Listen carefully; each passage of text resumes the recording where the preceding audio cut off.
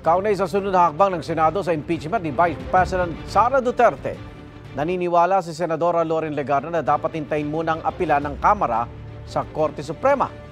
Sabi naman ni Senador Rodante Marcoleta, bakit hihintayin pa? Gayong immediately executory na ang desisyon ng Korte Suprema. May unang balita si Mav Gonzalez. Bago pa talakayin ng Senado ang ruling ng Korte Suprema sa impeachment ni Vice President Sara Duterte, tingin ni Senador Loren Legarda, mas mainam hintayin muna ang ihahaing motion for reconsideration ng Kamara.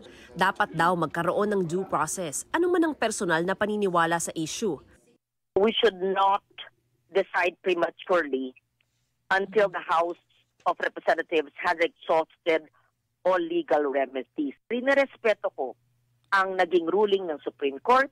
May MR na hahain, we'll take it from there.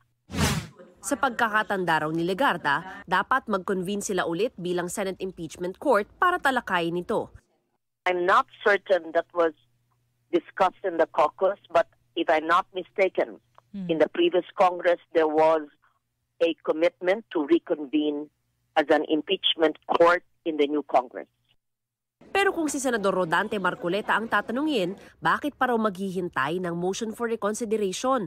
Noong magkokos ang mga senador noong Martes, tinanong niya raw ang mga kapwa-senador kung tingin nila may kahit isang Supreme Court Justice na magbabago ang isip dahil sa MR. Bakit pa aniya sila maghihintay sa wala?